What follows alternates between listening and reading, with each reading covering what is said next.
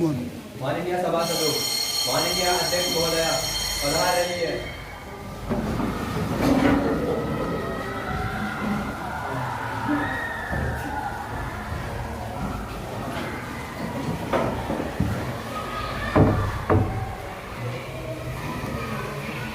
Of the Youth Parliament. We will begin with the first item in the list of business, which is oath or affirmation. Members to take the oath or affirmation. Secretary General, please. Ms. Priya, who stand elected from Srinagar constituency of Jammu and Kashmir state, will now take an oath or an affirmation. Ms. Priya, please.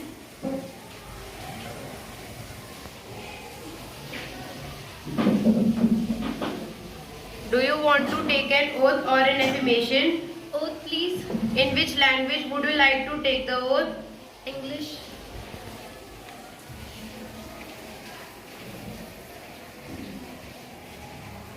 I, Priya, having been elected as a member of lower house of the Youth Parliament, do hereby swear in the name of God that I will bear true faith and allegiance to the Constitution of India as by law established, and that I will uphold the sovereignty and integrity of my country, and that I will faithfully discharge the duties upon which I am about to enter.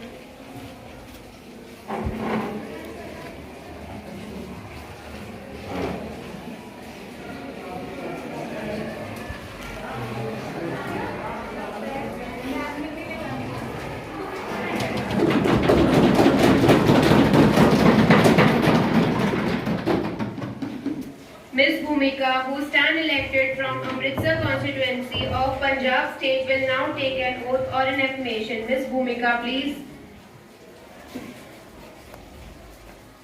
Do you want to take an oath or an affirmation? Oath, please. In which language would you like to take the oath? In Hindi, please.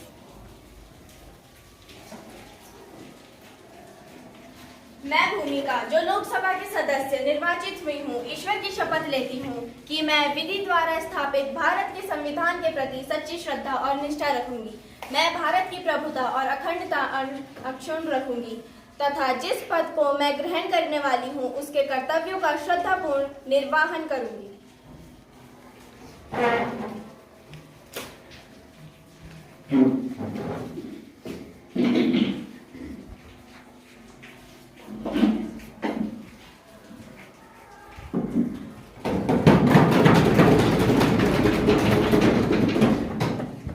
Ms.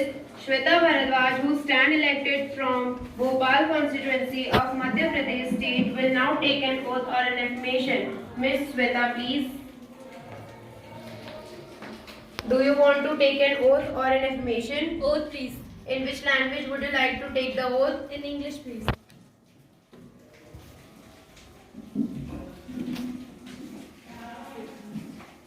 I, Shweta Bharadwaj, having been elected as a member of lower house of the Youth Parliament, do hereby swear in the name of God that I will bear true faith and allegiance to the Constitution of India as by law established, and that I will uphold the sovereignty and integrity of my country, and that I will faithfully discharge the duties upon which I am about to enter.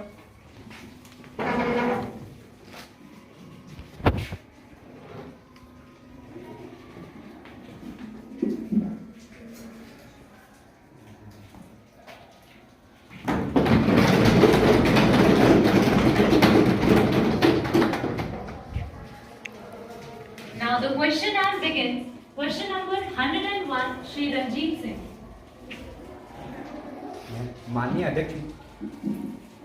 मैं माननीय अध्यक्ष महोदय जी के माध्यम से मंत्री जी से एक प्रश्न पूछना चाहता हूँ। क्या हमारा देश वाकई में आत्मनिर्भर है? क्या दूसरे देशों पर निर्भर होना ही हमारी आत्मनिर्भरता का परिचय है? जो प्रधानमंत्री जी अपने कथन में कहते रहते हैं, आत्मनिर्भर भारत, आत्मनिर्भर भारत। आज फ्रांस से राफेल तो अमेरिका से ड्रोन लिया जा रहा है। हमारे देश के इतने वैज्ञानिक सक्षम हैं जो इन सब विमानों को अपने देश में ही बना सके? क्या प्रधानमंत्री महोदय के माध्यम से मैं विपक्ष के नेता से ये कहना चाहती हूँ कि हमारा भारत अनादिकाल से ही आत्मनिर्भर रहा है। आप फ्रांस के राफेल और अमेरिका के ड्रोन के माध्यम से हमारे देश की आत्मनिर्भरता को कम नहीं आंक सकते। हमारे देश के वैज्ञानिक बहुत सक्षम हैं। इसका एक नवीन उदाहरण है कोरोना की वैक्सीन।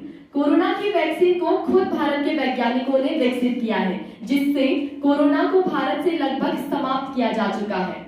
इसके अलावा पूर्व में अंतरिक्ष में भी हम आत्मनिर्भर हैं।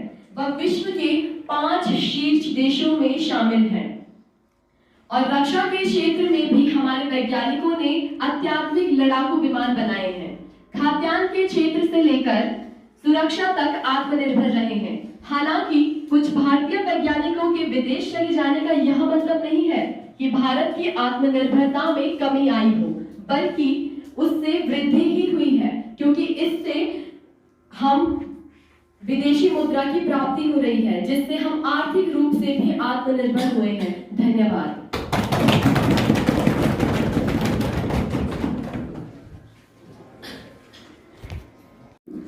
Question number 102, Shri Adarsh Singh, please. माननीय अध्यक्ष महोदय के माध्यम से मैं किसी मंत्री से यह प्रश्न करना चाहता हूं कि सरकार ने किसानों के कर्ज माफी के लिए कौन कौन सी योजना बनाई, साथ ही अगर वे सफल हो रहे हैं तो हर साल इतनी बड़ी संख्या में हमारे भारत के किसान आत्महत्या क्यों कर रहे हैं। धन्यवाद।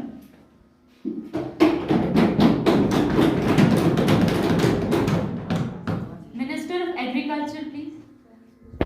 माननीय अध्यक्ष महोदय, मैं आपके माध्यम से विपक्ष के नेता को बताना चाहती हूँ कि भारतीय कृषि बहुत हद तक मानसून पर निर्भर है तथा मानसून की असफलता के कारण नकदी फसलें नष्ट होना किसानों द्वारा की गई आत्महत्या का मुख्य कारण माना जाता रहा है।